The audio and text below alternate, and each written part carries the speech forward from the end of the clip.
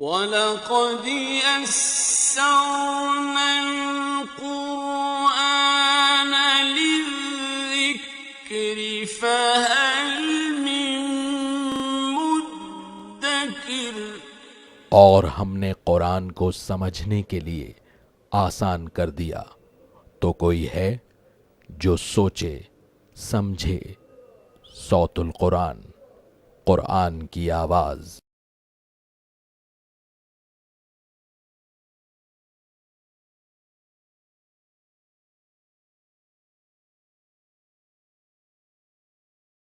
نحمده ونصلي على رسوله الكريم اما بعد فاعوذ بالله من الشيطان الرجيم بسم الله الرحمن الرحيم ولقد عهدنا الى آدم من قبل فنسي ولم نجد له عزما صدق اللہ العظیم۔ سورہ طٰہٰ آیت نمبر 115 سے ہم اپنا مطالعہ شروع کر رہے ہیں۔ اس آیت کے بعد 7ویں رکوع کا آغاز ہو رہا ہے اور اس مقام پر آدم علیہ السلام کے واقعے کو بیان کیا گیا ہے، اور اس کے بعد قرآن سے اعراض کرنے والوں کی سزا کو قرآن نے بیان فرمایا ہے۔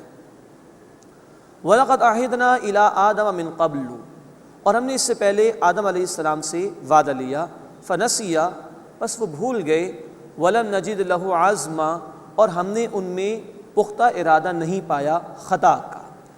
اللہ تعالیٰ نے خاص ضرب سے منع فرما دیا تھا اور تاکید فرمائی تھی کہ اس کے پھل کو ہاتھ نہ لگانا، لیکن آدم علیہ السلام سے یہ خطا ہو گئی اور وہ اللہ کے حکم کو بھول گئے تھے۔ وَإِذْ قُلْنَا لِلْمَلَائِكَةِ اسْجُدُوا لِآدَمَ فَسَجَدُوا إِلَّا إِبْلِيسَ، اور یاد کرو جب ہم نے فرشتوں کو کہا کہ تم آدم کو سجدہ کرو تو سب نے سجدہ کیا سوائے ابلیس کے، ابا، اس نے انکار کیا۔ فَقُلْنَا يَا آدم، بس ہم نے کہا کہ اے آدم، إِنَّ هَذَا عَدُوٌّ لَكَ وَلِزَوْجِكَ، بے شک یہ تمہارا تمہاری بیوی کا دشمن ہے۔ فَلَا يُخْرِجَنَّكُمَا مِنَ الْجَنَّةِ فَتَشْقَىٰ، تو تمہیں نکال نہ دے جنت سے پھر تم تکلیف میں پڑ جاؤ گے۔ إِنَّ لَكَ أَلَّا تَجُوعَ فِيهَا وَلَا تَعْرَىٰ، بے شک تمہارے لیے اس میں یعنی جنت میں یہ ہے کہ نہ تم بھوکے رہو گے اور نہ برہنہ رہو گے۔ وَأَنَّكَ لَا تَظْمَأُ فِيهَا وَلَا تَضْحَىٰ، اور یہ کہ نہ تم پیاسے رہو گے اور نہ دھوپ کی تکلیف برداشت کرو گے۔ یہ جنت کی نعمتوں کا کچھ ذکر یہاں پر آیا ہے۔ فَوَسْوَسَ إِلَيْهِ الشَّيْطَانُ، پس شیطان نے ان کی طرف وسوسہ ڈالا۔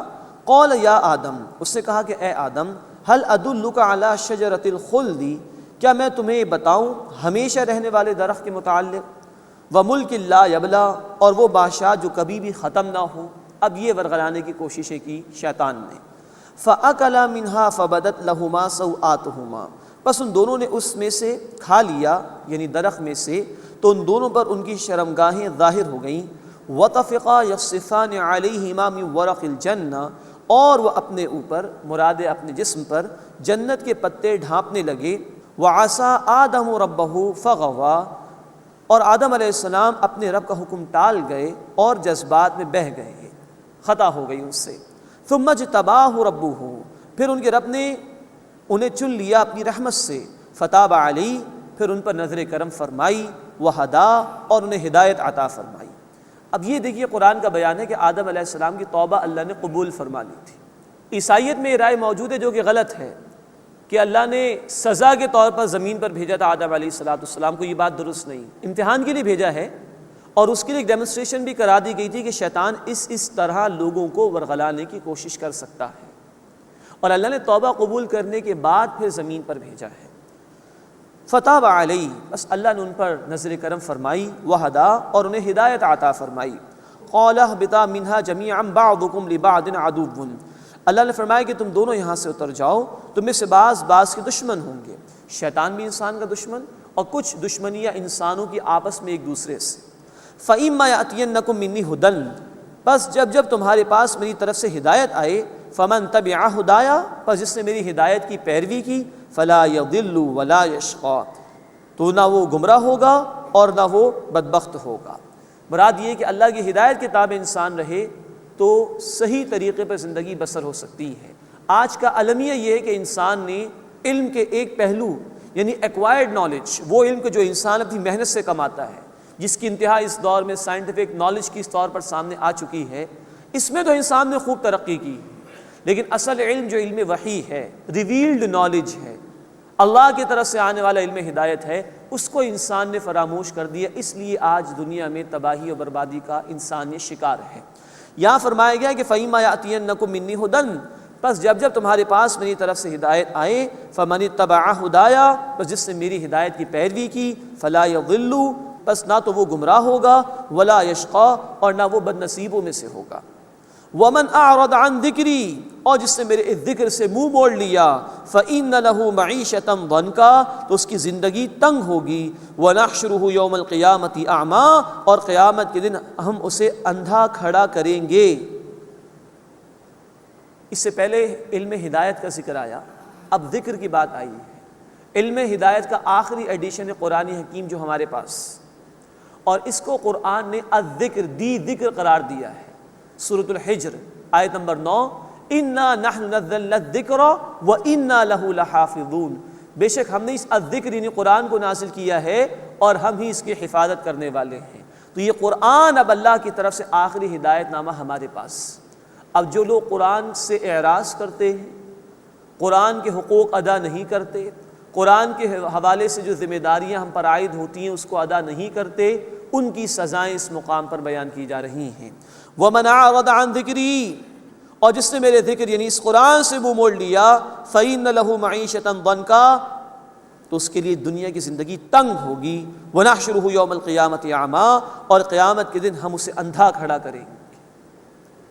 ہدایت سے جو منہ موڑے گا اللہ سکون قلب اس سے واپس لے گا۔ زندگی اجیرن، پیسے سے سکون نہیں خریدا جا سکتا، دنیا کی آسائشیں خریدے جا سکتی ہیں، لیکن دل کا اطمینان اور دل کا سکون وہ پیسے سے نہیں ملتا۔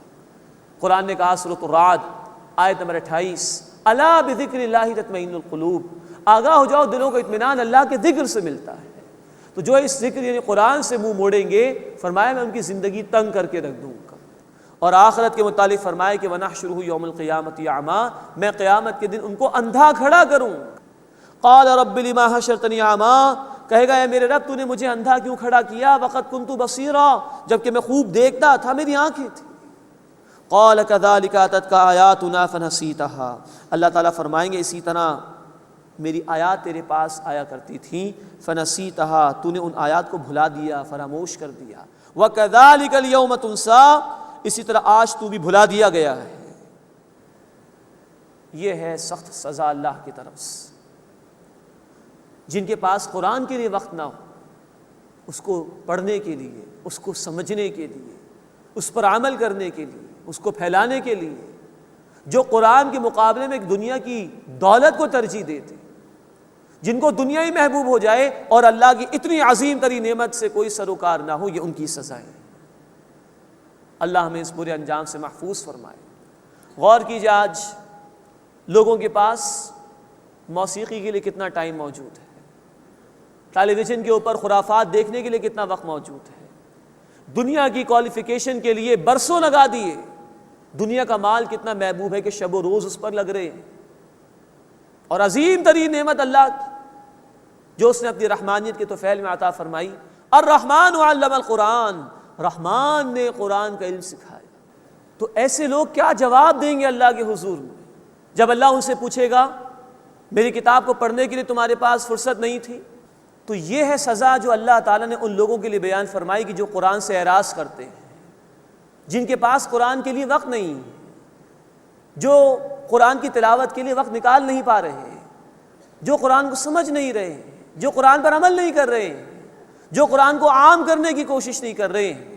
اللہ فرمانے کہ دنیا میں ان کی زندگی میں تنگ کر دوں گا اور قیامت کے دن اندھا کھڑا کروں گا اور اپنی رحمت سے دور کر دوں گا۔ انسان کو سوچنا چاہیے، ایک مسلمان کو سوچنا چاہیے، کل جب اللہ کے حضور میں پیشی ہوگی اور اللہ نے پوچھ لیا کہ تمہارے پاس دنیا کی کوالیفیکیشنز کے لیے وقت موجود تھا، دنیا کے کاروبار کے لیے بڑا وقت تمہارے پاس موجود تھا، تم نے بہت شاپنگ بھی کر لی، تم نے بہت مال و اسباب جمع کر لیا، خوب دنیا تم نے کما لی، کیا تمہارے پاس میری کتاب کے لیے وقت نہیں تھا؟ ہم کیا جواب دیں گے اللہ کو؟ پھر اللہ کے عذاب سے کوئی ہمیں بچانے والا ہوگا؟ اللہ تعالیٰ اس برے انجام سے ہماری حفاظت فرمائے۔ اللہ ہمیں توفیق دے کہ ہم اس قرآن پر واقعتاً دل کی گہرائیوں سے ایمان لائیں۔ اللہ ہمیں اس کی باقاعدہ تلاوت کی توفیق عطا فرمائے۔ اللہ ہمیں اس کو سمجھنے کی توفیق عطا فرمائے۔ اللہ ہمیں اس پر عمل کی توفیق عطا فرمائے، اللہ اسے ہمیں پھیلانے کی توفیق عطا فرمائے، اور ان بندوں میں اللہ ہمیں شامل فرمائے جن کے متعلق محمد کریم صلی اللہ علیہ وسلم نے فرمایا بخاری شریف کی حدیث میں، خیرکم من تعلم القرآن وعلمہ، تم میں سے بہترین لوگ وہ ہیں جو قرآن سیکھیں اور قرآن سکھائیں۔ اللہ ہمیں ان میں شامل فرمائے اور اس برے انجام سے اللہ تعالی ہماری حفاظت فرمائے۔ ومن اعرض عن ذکری، اور جس نے میرے ذکر میرے قرآن سے منہ موڑ لیا، فإن له معیشۃ ضنکا، تو اس کی زندگی تنگ ہوگی، ونحشرہ یوم القیامۃ اعمیٰ، اور اسے ہم قیامت کے دن اندھا کھڑا کریں گے۔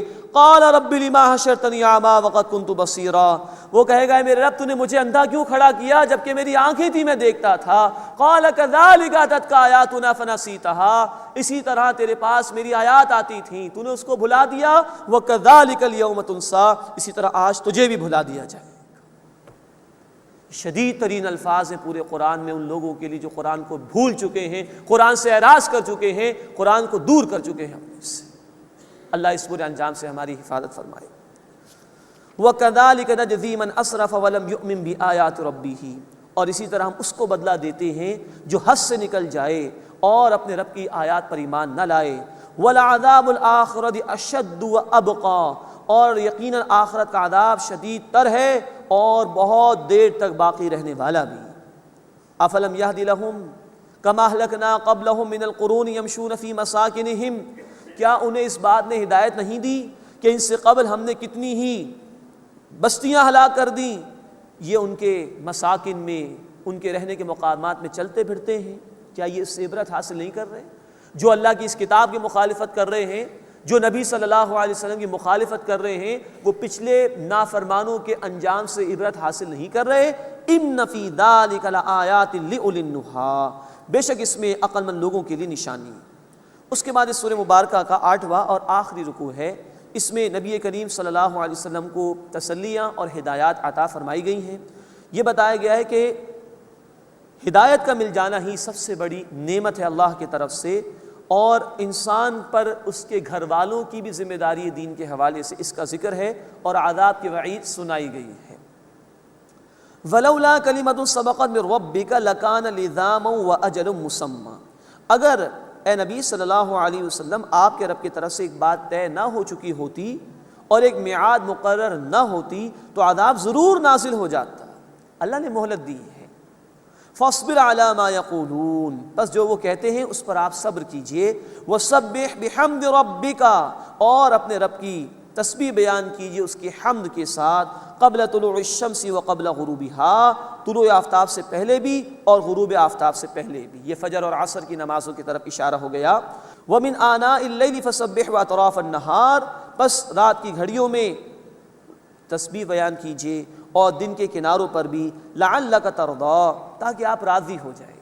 مراد ہے کہ اللہ کے ذکر سے بندے کو سکون ملتا ہے، اور یہ اللہ کا ذکر ہے جو بندے کو اللہ کی رحمتوں کی طرف لے جاتا ہے، اور وہ رحمتیں جب بندے کو ملیں تو بندہ پھر رب سے راضی ہو جائے گا کہ میرے رب نے مجھ پر فضل فرما دیا۔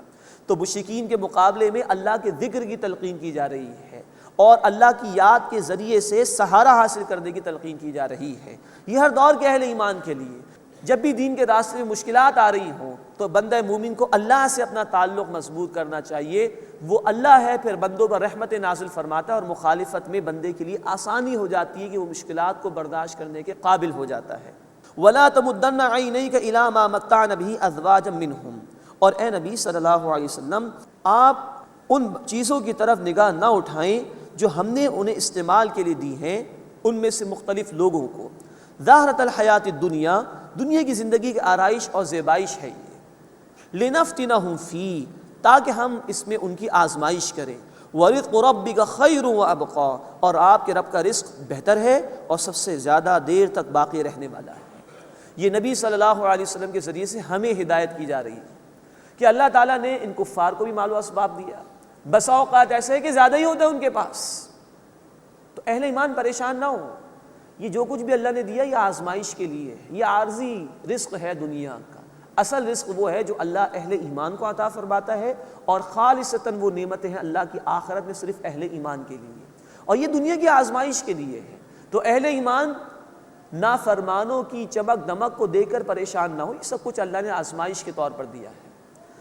بخاری شریف میں تفصیل ہے، حضرت عمر فاروق رضی اللہ تعالیٰ عنہ نبی اکرم صلی اللہ علیہ وسلم کے حجرے میں داخل ہوئے. آپ صلی اللہ علیہ وسلم چٹائی پر آرام فرما رہے تھے تو آپ کے جسم مبارک پر اس چٹائی کے نشان آ گئے. حضرت عمر فاروق رضی اللہ تعالیٰ عنہ نے دیکھا تو وہ رو دیے. اللہ کے رسول نے پوچھا کیوں روتے ہو؟ کہا اللہ کے رسول آپ اللہ کے رسول ہیں، آپ کا یہ حال ہے، اور یہ قیصر و کسریٰ یہ نافرمان اتنے زیادہ، اور اتنا کچھ اللہ نے ان کو دے دیا. اللہ کے رسول صلی اللہ علیہ وسلم نے فرمایا کہ اے عمر رضی اللہ تعالیٰ عنہ، کیا تم اس پہ راضی نہیں ہو کہ ان کو دنیا مل جائے اور ہمیں آخرت عطا فرما دے اللہ تعالیٰ؟ یہ ہے اصل میں ایمان کا مسئلہ. وَرِزْقُ رَبِّكَ خَيْرٌ وَأَبْقَىٰ، اور آپ کے رب کا رزق بہتر بھی ہے اور ہمیشہ باقی رہنے والا بھی ہے. وَأْمُرْ أَهْلَكَ بِالصَّلَاةِ وَاصْطَبِرْ عَلَيْهَا، اور اپنے گھر والوں کو نماز کا حکم دیجیے اور اس پر قائم رہیے. نوٹ فرمائیے کہ ابو داؤد شریف کی روایت ہے، اللہ کے رسول صلی اللہ علیہ وسلم نے فرمایا کہ جب بچہ 7 سال کا ہو جائے تو اس کو نماز کی تلقین کرو، اپنے ساتھ بھی اس کو کھڑا کرنا چاہیے تاکہ اس میں نماز کی عادت پیدا ہو جائے. اور 10 سال کا ہو جائے اور نماز ادا نہ کرے تو اب سختی کرو، تاکہ یہ کہ جب وہ بالغ ہو جائے، جب اس پر نماز فرض ہو جائے گی تو وہ نماز پڑھنے کی عمل کے روٹین میں آ چکا ہو، پابند ہو چکا ہو وہ نماز. یہ مقصد ہے. تو صرف اپنی ذات کے لیے ہم پسند کر لیں کہ ہم نمازی ہو جائیں اور دین کے دیگر احکامات پر عمل کر لیں کافی نہیں. ہمارے گھر والوں کی ذمہ داری بھی ہم پر ہے، ان کو بھی نماز کا حکم دینا چاہیے. اور قرآن نے کہا سورہ تحریم آیت نمبر 8 میں قُوا أَنفُسَكُمْ وَأَهْلِيكُمْ نَارًا، اپنے آپ کو اپنے گھر والوں کو جہنم کی آگ سے بچاؤ. تو جہاں ہم پر ہماری اپنی ذمہ داری ہے وہاں ہمارے گھر والوں کی ذمہ داری بھی ہے. اور ہم تو محمد کریم صلی اللہ علیہ وسلم کے ماننے والے ہیں، ہم پر ذمہ داری تمام انسانیت کی ہے. ہر ایک تک اللہ کے پیغام کو پہنچانا ہی ہماری ذمہ داری. اس کا آغاز اپنی ذات اور گھر سے ہوگا تاکہ کہ پوری امت یہ کام کرے اور تمام انسانیت تک اللہ کا پیغام ہم پہنچا سکیں. اللہ ہمیں اس کی توفیق عطا فرمائے. وَأْمُرْ أَهْلَكَ بِالصَّلَاةِ وَاصْطَبِرْ عَلَيْهَا، اور اے نبی صلی اللہ علیہ وسلم اپنے گھر والوں کو نماز کا حکم دیجئے اور آپ خود بھی اس پر قائم رہیے. لَا نَسْأَلُكَ رِزْقًا، ہم آپ سے رزق نہیں مانگتے. نَحْنُ نَرْزُقُكَ، ہم ہی آپ کو رزق دیتے ہیں. وَالْعَاقِبَةُ لِلتَّقْوَىٰ، اور انجام جو کہ عمدہ ہے وہ تو تقوی اختیار کرنے والوں ہی کے لیے ہے. اب یہ خطاب تو ہو رہا ہے رسول اکرم صلی اللہ علیہ وسلم سے، اصل میں ہر ایک کو جو آپ کے سوائے سنایا جا رہا ہے. رزق کی ذمہ داری اللہ کی ہے، عبادت کرنے کی ذمہ داری تم پر ہے. آج معاملہ الٹا ہو گیا، لوگ اپنے رزق کی فکر تو خود ہی کرتے ہیں، خوب بڑھ چڑھ کے کرتے ہیں، اور جہاں دین کے احکامات کا معاملہ آیا تو وہ لوگوں نے اللہ پر ڈال دیا. جی اللہ چاہے گا تو نماز ادا کریں گے، اللہ چاہے گا تو یہ عمل کریں گے، اللہ چاہے گا تو وہ عمل کریں گے. کبھی ایسا نہیں کہتے کہ اللہ چاہے گا تو ہم دکان کھولیں گے، اللہ چاہے گا تو ہم نوکری کریں گے، کبھی نہیں کہتے. اس کو اپنا کام سمجھ لیا، حالانکہ رزق کی ذمہ داری اللہ کی ہے. سورہ ہود آیت نمبر 6، وَمَا مِن دَابَّةٍ فِي الْأَرْضِ إِلَّا عَلَى اللَّهِ رِزْقُهَا، زمین پر کوئی جاندار نہیں مگر اس کے رزق کی ذمہ داری اللہ پر ہے. تو رزق اللہ کی ذمہ داری، عبادت کرنا بندے کی ذمہ داری. اس لیے کہا گیا لا نسألک رزقا، ہم آپ سے رزق نہیں مانگتے، اور آپ صلی اللہ علیہ وسلم کے ذریعے سے ہمیں تلقین کی جا رہی. نحن نرزقک، ہم ہی آپ کو رزق دیتے ہیں. والعاقبۃ للتقویٰ، اور انجام جو کہ بہت عمدہ ہے وہ تقوی اختیار کرنے والوں ہی کے لیے ہے. اب مشرکین کا کوئی ذکر آیا ہے. وقال لولا یأتین بآیۃ من ربہ، اور وہ کہتے ہیں کہ ہمارے پاس یہ کوئی نشانی کیوں نہیں لے آتے اپنے رب کی طرف سے. اولم تأتہم بینۃ ما فی الصحف الاولی، کیا ان کے پاس واضح نشانی نہیں آ گئی جو پہلے صحیفوں میں ہے. مراد یہ کہ پچھلی کتابوں میں رسول اکرم صلی اللہ علیہ وسلم کی بشارات بھی موجود ہیں. مزید یہ ہے کہ یہ قرآن بھی پچھلی کتابوں کا حوالہ بار بار دیتا ہے. پھر یہ قرآن پچھلی قوموں کے حالات کا ذکر بھی کرتا ہے جو برباد کر دی گئی، مٹا دی گئی. تو اتنا کچھ ان کی عبرت کے لیے کافی نہیں کہ یہ ہدایت قبول کر لیں. وَلَوْ أَنَّا أَهْلَكْنَاهُمْ بِعَذَابٍ مِّن قَبْلِهِ، اور اگر ہم انہیں ہلاک کر دیتے اس سے قبل عذاب سے، لَقَالُوا رَبَّنَا لَوْلَا أَرْسَلْتَ إِلَيْنَا رَسُولًا، تو کہتے کہ اے ہمارے رب تو نے ہماری طرف کوئی رسول کیوں نہیں بھیج دیا. تو اللہ نے ایسا نہیں کیا کہ بے خبری میں ان کی کوئی پکڑ کرنے کا معاملہ کیا ہو، بلکہ اللہ نے اپنے حبیب صلی اللہ علیہ وسلم کو بھیجا ہے. لَقَالُوا رَبَّنَا لَوْلَا أَرْسَلْتَ إِلَيْنَا رَسُولًا، تو وہ کہتے کہ اے ہمارے رب تو نے ہماری طرف کوئی رسول کیوں نہ بھیجا. فَنَتَّبِعَ آيَاتِكَ مِن قَبْلِ أَن نَّذِلَّ وَنَخْضَعَ، تو اس سے پہلے کہ ہم ذلیل اور رسوا ہوتے ہم تیری آیات کی پیروی کرتے. تو اللہ نے ایسا بالکل نہیں کیا. اللہ رسولوں کو بھیجتے ہیں، اتمام حجت فرما دیتے ہیں، اس کے بعد نافرمانوں کو ہلاک کیا جاتا ہے. یہ اللہ کی سنت ہے. سورہ بنی اسرائیل آیت نمبر 15 وما كنا معذبین حتی نبعث رسولا، اور ہم عذاب دینے والے نہیں ہیں جب تک کہ رسول کو نہ بھیجتے. مشرکین مکہ کی طرف بھی رسول اکرم صلی اللہ علیہ وسلم کو بھیج دیا گیا، لیکن ان کو یہ وعیدیں سنائی جا رہی ہیں جس کا آگے بھی ذکر ہے کہ اگر باز نہیں آؤ گے تو جو انجام پچھلے نافرمانوں کا ہوا وہی انجام تمہارا بھی ہوگا. قل کل متربص فتربصوا، اے نبی صلی اللہ علیہ وسلم فرما دیجئے ہر کوئی منتظر ہے، بس تم بھی انتظار کرو. جو تم ڈھٹائی کا مظاہرہ کر رہے ہو انتظار کرو، اللہ کا عذاب آیا چاہتا ہے. فستعلمون من اصحاب الصراط السوی، بس من قریب جان لوگے کون ہے سیدھے راستے والے. ومن اہتدی، اور وہ کہ جس نے ہدایت پائی. یہ ان کو آخری وارننگ انداز میں کہہ دیا گیا، ان قریب انجام تمہارے سامنے آ ہی جائے گا. تم سوچو کہ تم حق والوں میں شامل ہونا چاہ رہے ہو یا جھٹلانے والے اور نافرمانوں میں شامل ہونا چاہ رہے ہو.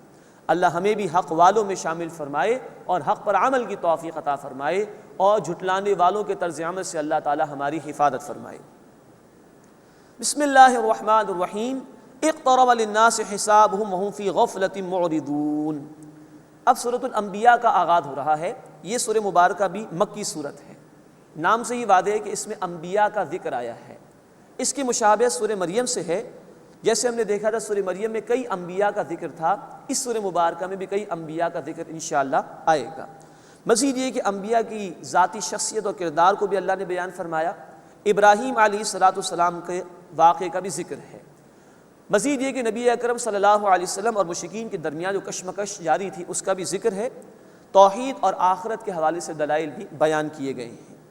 پہلے رکوع میں انشاءاللہ ہم دیکھیں گے کہ رسولوں کی جو بشریت کا معاملہ تھا کہ لوگوں نے اس لیے رسولوں کا انکار کیا کہ وہ کہتے تھے کہ ایک انسان رسول کیسے ہو سکتا ہے، اس کا ذکر آیا ہے اور قیامت کا بیان بھی آیا ہے. اقترب للناس حسابهم، لوگوں کے لیے ان کے حساب کا وقت قریب آ گیا. وهم فی غفلۃ معرضون، اور وہ غفلت میں ہیں، اعراض ہی کر رہے ہیں.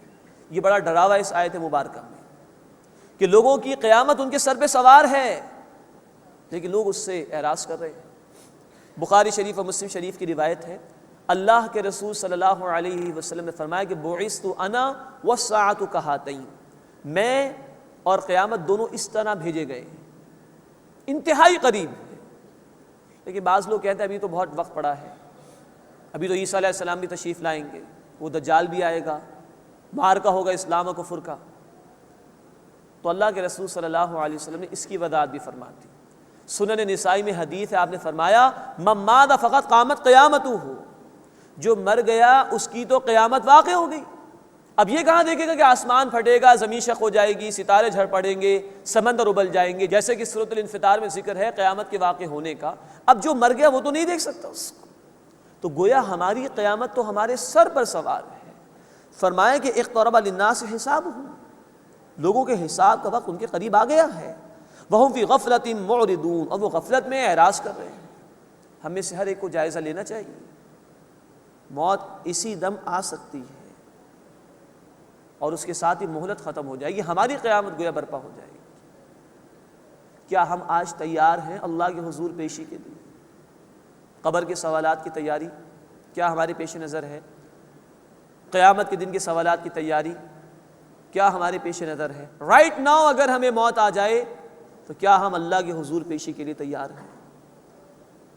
اللہ ہمیں اس کا احساس عطا فرمائے، اور جو مہلت اللہ نے ہمیں عطا فرمائی اللہ ہمیں اس سے فائدہ اٹھانے کی توفیق عطا فرمائے. ما یاتیہ من ذکر من ربہ محدث، ان کے پاس ان کے رب کی طرف سے کوئی نئی نصیحت نہیں آتی.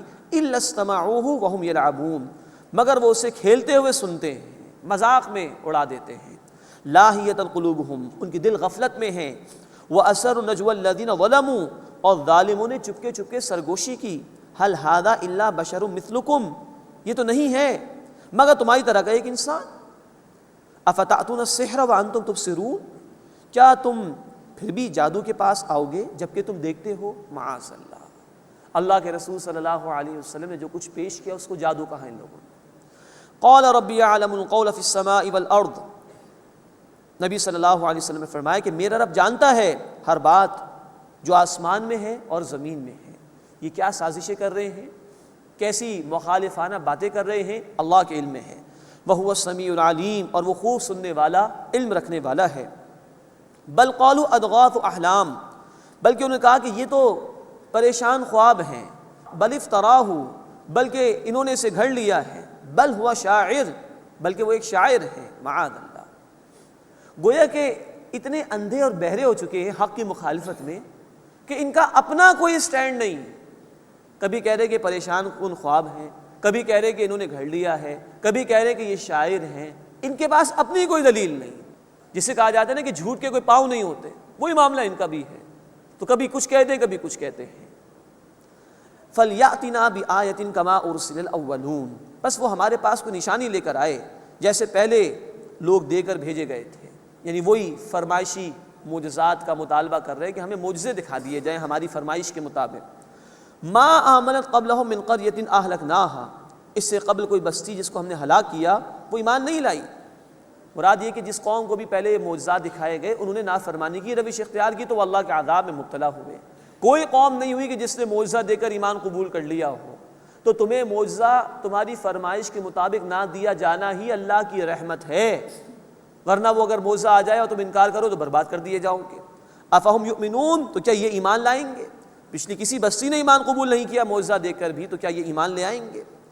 وما رسلنا قبلک الا رجالا نوحی الیہم، اور ہم نے نہیں بھیجے اے نبی صلی اللہ علیہ وسلم آپ سے پہلے مگر مرد ہی، یعنی انسان، ان کی طرف ہم وحی بھیجتے تھے۔ فاسألوا، بس لوگوں تم پوچھ لو، اہل الذکری، یاد رکھنے والوں سے، ان کنتم لا تعلمون، اگر تم نہیں جانتے۔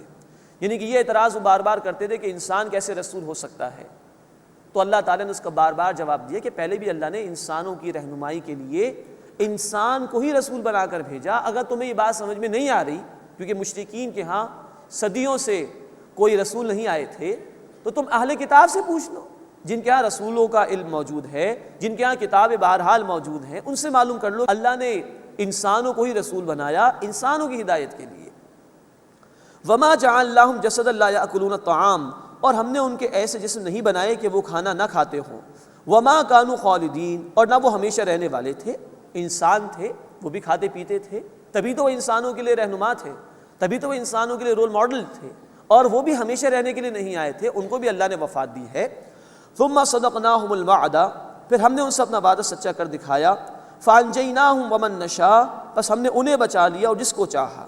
واہلکنا المسرفین، اور ہم نے حد سے بڑھ جانے والوں کو ہلاک کر دیا، یعنی نافرمان ہلاک کیے گئے اور اللہ کے رسولوں کو اور نیک لوگوں کو بچا لیا گیا۔ لقد انزلنا الیکم کتابا فیہ ذکرکم، یقیناً ہم نے تمہاری طرف ایک کتاب نازل کی ہے جس میں تمہارا ذکر موجود ہے۔ افلا تعقلون، بس کیا تم عقل سے کام نہیں لیتے؟ یہ قرآن حکیم کی بہت خوبصورت آیت ہے جو ہر انسان سے خطاب کر رہی ہے۔ تمہیں کتاب ہم نے عطا کی ہے جس میں تمہارا اپنا ذکر موجود ہے۔ ہمارے اسلاف کا یہ طریقہ رہا ہے کہ وہ قرآن کو ایک آئینے کے مانند کھولتے تھے۔ آئینہ انسان کا دوست ہوتا ہے، اگر چہرے پر کوئی داغ ہو تو بتا دیتا ہے کہ یہ بات بری ہے آپ کے چہرے پر، اس کو صاف کر لیا جائے، اور تنہائی میں انسان اس کی صفائی کر لیتا ہے۔ تو آئینے کے طور پر اگر تصویر اچھی لگے آئینے میں، شکر ادا کیجئے اللہ کا، اور اگر بری لگ رہی ہے تو اس کو درست کرنے کی کوشش کیجئے۔ یہی رویہ ہمارے اسلاف کا تھا کہ وہ اپنے حالات کو قرآن میں دیکھا کرتے تھے اور اس قرآن سے رہنمائی حاصل کرنے کی کوشش کرتے تھے۔ مزید نوٹ فرمائیے کہ نبی اکرم صلی اللہ علیہ وسلم کا فرمان ہے جامع ترمذی میں اس قرآن کے متعلق، فیہ نبأ ما قبلکم وخبر ما بعدکم، اس قرآن میں تم سے پچھلے لوگوں کی خبریں ہیں اور تمہارے بعد کے لوگوں کے حالات کا ذکر اللہ نے کیا ہے۔ اٹس اے لیونگ بک، زندہ کتاب ہے، پڑھتے ہوئے محسوس ہوتا ہے انسان کو اگر توجہ ہو، یہ بک، یہ کتاب مجھ سے کلام کر رہی ہے۔ مشکلات آتی ہیں اہل ایمان پر، گزشتہ قوموں کے حالات کا ذکر کیا گیا، رسولوں کے حالات بیان کر دیے گئے، دیکھو اللہ کے نیک بندوں نے کس طرح دین پر استقامت دکھائی، تو ہر دور کے اہل ایمان کو تسلی ہو جاتی ہے کہ ہماری پشت پناہی پر اللہ موجود ہے۔ نعمتیں ملتی ہیں تو شکر ادا کرنا چاہیے۔ اللہ نے ناشکروں کا انجام بیان کر دیا قرآن میں، تو اہل ایمان کو تنبیہ ہو گئی، وہ شکر ادا کرتے ہیں اللہ کی نعمتوں کا۔ یہ قرآن اللہ کا کلام، اور اللہ علی کل شیء قدیر ہستی۔ اللہ سے ہمارا تعلق قائم ہوتا ہے اس کتاب کے ذریعے سے۔ قرآن نے ہمیں کہا سورہ آل عمران آیت نمبر 103 میں وَاعْتَصِمُوا بِحَبْلِ اللَّهِ، اللہ کی رسی کو تھام لو، اور اللہ کی رسی یہ قرآن ہے جامع ترمذی کی حدیث کے مطابق۔ تو اللہ کی طرف رجوع کرنے کے لیے قرآن ہمیں عطا کیا گیا ہے، اس میں ہمارے مسائل کا حل ہے، اس میں زندگی کے تمام مسائل کے لیے رہنمائی عطا کر دی گئی ہے، اور یہ قیامت تک کے آنے والے ہر انسان کے لیے ہدایت ہے۔ اس میں قوموں کا عروج و زوال بھی بیان کیا گیا، اس میں دور مشکلات کے لیے رہنمائی بھی عطا کی گئی، اس میں یہ بھی بتایا گیا کہ عروج حاصل کرنا چاہو تو عروج کیسے ملے گا، اس میں ہمارے گھروں کے معاملات کے لیے رہنمائی دی گئی ہے، اس میں ہمارے معاشروں کے لیے رہنمائی دی گئی ہے، اس میں ہماری سیاست اور معیشت کے لیے رہنمائی عطا کی گئی ہے، زندگی کے ہر گوشے کے لیے اگر توجہ ہو تو یہ قرآن ہم سے باتیں کرتا ہوا ہمیں انشاءاللہ محسوس ہوگا، ہر لمحے ہر قدم پر انشاءاللہ اس سے ہمیں ہدایت ملے گی۔ اللہ ہمیں اس قرآن کو ایک زندہ کتاب سمجھتے ہوئے اس کا مطالعہ کرنے کی توفیق عطا فرمائے، اور اس کے ذریعے سے اللہ ہمیں ہدایت عطا فرمائے۔ لَقَدْ أَنزَلْنَا إِلَيْكُمْ كِتَابًا فِيهِ ذِكْرُكُمْ، یقیناً ہم نے تمہاری طرف ایک کتاب نازل کی ہے جس میں تمہارا اپنا ذکر موجود ہے۔ أَفَلَا تَعْقِلُونَ، بس کیا تم عقل سے کام نہیں لیتے؟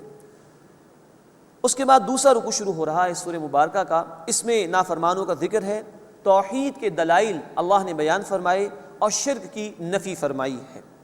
وَكَمْ قَصَمْنَا مِنْ قَرْيَةٍ كَانَتْ ظَالِمَةً، اور ہم نے کتنی ہی بستیاں ہلاک کر دی کہ وہ ظالم تھیں۔ وَأَنشَأْنَا بَعْدَهَا قَوْمًا آخَرِينَ، اور ہم نے ان کے بعد دوسرے گروہ پیدا کر دیے، مراد اور لوگوں کو کھڑا کر دیا ان نافرمانوں کو ہلاک کرنے کے بعد۔ فَلَمَّا أَحَسُّوا بَأْسَنَا، پھر جب انہوں نے ہمارے عذاب کی آہٹ پائی، اِذَا هُم مِّنْهَا يَرْكُضُونَ، تو اسی وقت وہ اس سے بھاگنے لگے۔ لا ترکضوا وارجعوا الی ما اترفتم فیہ ومساکنکم، مت بھاگو اور لوٹ جاؤ اس طرف جہاں تمہیں عیش دیا گیا تھا، اور اپنے گھروں کی طرف، لعلکم تسألون، تاکہ تمہاری پوچھ گچھ کی جائے۔ یہ طنز کا انداز ہے، عذاب آگے تو بچت کہاں ہے، اچھی طرح دیکھ لو جو وعدہ کیا گیا تھا وہ برحق ثابت ہو گیا عذاب کا۔ قالوا یا ویلنا انا کنا ظالمین، انہوں نے کہا کہ ہائے ہماری شامت، بے شک ہم ہی ظالم تھے۔ فما زالت تلک دعواہم، بس ان کی پکار یہی رہی، حتی جعلناہم حصیدا خامدین، یہاں تک کہ ہم نے انہیں کٹی ہوئی کھیتی کر دیا اور بجھی ہوئی آگ کے ڈھیر کی طرح کر دیا، برباد کر دیا۔ وما خلقنا السماء والارض وما بینہما لاعبین، اور ہم نے نہیں پیدا کیا آسمان کو اور زمین کو اور جو ان کے درمیان ہے کھیل تماشے کے لیے۔ جیسے کہ بعض لوگوں نے زندگی کو اسی طرح سمجھا کہ کھا لو پی لو موج اڑا لو، اس کے سوا کچھ بھی نہیں ہے۔ اللہ نے فرمایا کہ معاذ اللہ، کھیل تماشے کے لیے اللہ نے کائنات تخلیق نہیں کی۔ لو اردنا ان نتخذ لہوا لاتخذناہ من لدنا، اگر ہم کوئی کھلونا بنانا چاہتے تو ہم اس کو اپنے پاس سے بنا لیتے، ان کننا فاعلین، اگر ہمیں یہ کرنا ہی ہوتا تو تم لوگ جو یہ سمجھ رہے ہو کہ زندگی کا کوئی مقصد نہیں، ایسے ہی میں پیدا کر دیا گیا، یہ غلط ہے۔ کھیل تماشے کے لیے اللہ نے پیدا نہیں کیا، اس کائنات کو بھی پرپسفلی بامقصد اللہ نے پیدا کیا، اور تمہیں بھی اس کائنات میں بامقصد طور پر ذمہ دار بنا کر بھیجا گیا ہے۔ اس کے بعد حق اور باطل کے موازنے کو بیان کیا گیا ہے اور حق اور باطل کی کشمکش کو بیان کیا گیا ہے۔ بل نقذف بالحق علی الباطل، بلکہ ہم دے مارتے ہیں حق کو باطل پر، فیدمغوہ فاذا هو زاہق، بس وہ اس کا بھیجا نکال دیتا ہے تو وہ اسی وقت نابود ہو جاتا ہے۔ وَلَكُمُ الْوَيْلُ مِمَّا تَصِفُونَ، اور تمہارے لیے اس بات سے خرابی ہے جو تم جھوٹ بناتے ہو، یعنی جو جھوٹ گھڑ رہے ہو اس کی وجہ سے تباہی بربادی تم پر آئے گی۔ یہاں فرمایا کہ ہم حق کو باطل پر دے مارتے ہیں، باطل کے اپنے کوئی پاؤں نہیں ہوتے، جیسے کہا جاتا ہے کہ جھوٹ کے کوئی پاؤں نہیں ہوتے، اگر وہ کھڑا بھی ہوتا ہے تو حق میں سے کچھ نہ کچھ لے کر کھڑا ہوتا ہے۔ یہ تو ممکن ہے کہ اہل ایمان کمزور ہو، ان کی تعداد نہ ہو تو باطل کو بظاہر غلبے کا موقع مل جائے، لیکن جب حق والے اپنا حق پر ہونا ثابت کر دیں تو اللہ کی مدد آتی ہے اور باطل مٹا دیا جاتا ہے۔ سورہ بنی اسرائیل آیت نمبر 81، جاء الحق وزهق الباطل ان الباطل کان زہوقا، حق آ گیا اور باطل مٹ گیا، بے شک باطل ہے ہی مٹنے کے لیے۔ آج بظاہر باطل غالب دکھائی دیتا ہے، اس کی وجہ یہ کہ حق والے اپنا حق پر ہونا ثابت نہیں کر رہے، اللہ کی طرف سے آئے ہوئے حق کے تقاضوں پر عمل نہیں کر رہے۔ جس دن وہ اس حق پر عمل کرنا شروع کر دیں گے، اللہ ان کو عروج عطا فرما دے گا اور باطل کو نابود فرما دے گا۔ وَلَكُمُ الْوَيْلُ مِمَّا تَصِفُونَ، اور تمہارے لیے اس بات سے خرابی ہے جو تم جھوٹ بناتے ہو۔ وَلَهُ مَنْ فِي السَّمَاوَاتِ وَالْأَرْضِ، اور اسی اللہ کے لیے جو آسمان اور زمین میں ہے۔ وَمَنْ عِنْدَهُ لَا يَسْتَكْبِرُونَ عَنْ عِبَادَتِهِ وَلَا يَسْتَحْسِرُونَ، اور جو اس کے پاس ہیں یعنی فرشتے مقرب، وہ سرکشی نہیں کرتے اس کی عبادت سے اور نہ وہ تھکتے ہیں۔ یسبحون اللیل والنہار لا یفترون، اور رات دن تسبیح بیان کرتے ہیں، سستی نہیں کرتے۔ ام اتخذوا آلہۃ من الارض ہم ینشرون، کیا ان لوگوں نے زمین میں سے کوئی اور معبود بنا لیے ہیں کہ وہ انہیں دوبارہ کھڑا کریں گے مرنے کے بعد؟ لو کان فیہما آلہۃ الا اللہ لفسدتا، اگر ان دونوں یعنی آسمان و زمین میں اور معبود ہوتے اللہ کے سوا تو زمین و آسمان درہم برہم ہو جاتے۔ اس کائنات کا یہ ربط اور اس کی آرگنائزیشن یہ بتا رہی کہ اس کا چلانے والا ایک ہے۔ ایک سے زائد ہوتے یہ کائنات کب کی تباہ ہو چکی ہوتی۔ ایک انسٹیٹیوشن میں دو ہیڈ کبھی نہیں ہو سکتے، ایک ملک کے دو وزیر اعظم یا صدر نہیں ہو سکتے، اگر ہو جائیں نظام چل ہی نہیں سکتا۔ تو اس کائنات کا نظام چل رہا ہے، یہ گواہی دے رہا ہے کہ اللہ ایک اکیلا وحدہ لا شریک ہے، اس کے سوا کوئی عبادت کے لائق نہیں۔ فسبحان اللہ رب العرش عما یصفون، بس عرش عظیم کا رب اللہ اس سے پاک ہے جو وہ بیان کرتے ہیں۔ لا یسأل عما یفعل وهم یسألون، اس اللہ سے پوچھ گچھ نہیں ہوتی جو وہ کرتا ہے، بلکہ لوگوں سے پوچھ گچھ کی جائے۔ اللہ جو چاہے کرے، اس کا کل اختیار ہے، لوگ پابند ہیں اللہ کے حضور میں، اللہ کسی کا پابند نہیں۔ ام اتخذوا من دونہ آلہۃ، کہ انہوں نے اس اللہ کے سوا اور معبود بنا لیے ہیں۔ قل ہاتوا برہانکم، اے نبی صلی اللہ علیہ وسلم فرمائیے اپنی دلیل پیش کرو۔ ھذا ذکر من معی و ذکر من قبلی، یہ ہے ذکر ان کا جو میرے ساتھ ہیں، اور یہ ذکر ہے جو مجھ سے پہلے ہوئے۔ اس قرآن میں موجودہ لوگوں کا ذکر بھی ہے، گزشتہ لوگوں کا ذکر بھی ہے، عبرت حاصل کرو۔ بل اکثرهم لا يعلمون الحق فهم معرضون، بس ان میں سے اکثر علم نہیں رکھتے، حق کو نہیں جانتے، بس وہ روگردانی کرتے ہیں، حق سے اعراض ہی کر رہے ہیں۔ وما ارسلنا من قبلک من رسول الا نوحی الیہ، اور اے نبی صلی اللہ علیہ وسلم ہم نے آپ سے پہلے کوئی رسول نہیں بھیجا مگر ہم نے اس کی طرف وحی کی، انہ لا الہ الا انا فاعبدون، کہ بے شک میرے سوا کوئی معبود نہیں، بس میری عبادت کرو۔ وقالوا اتخذ الرحمن ولدا سبحانہ، اور انہوں نے کہا کہ اللہ نے ایک بیٹا بنا لیا ہے، وہ اللہ اس سے پاک ہے۔ بل عباد مکرمون، بلکہ وہ اس کے معزز بندے ہیں۔ مشرکین نے فرشتوں کو اللہ کی بیٹیاں قرار دیا، اس کا اللہ نے رد فرمایا وہ تو اللہ کے عبادت گزار ہیں۔ لا یسبقونہ بالقول وهم بامرہ یعملون، وہ بات اللہ کے سامنے بڑھاتے نہیں ہیں اور وہ اس کے حکم پر عمل کرتے ہیں۔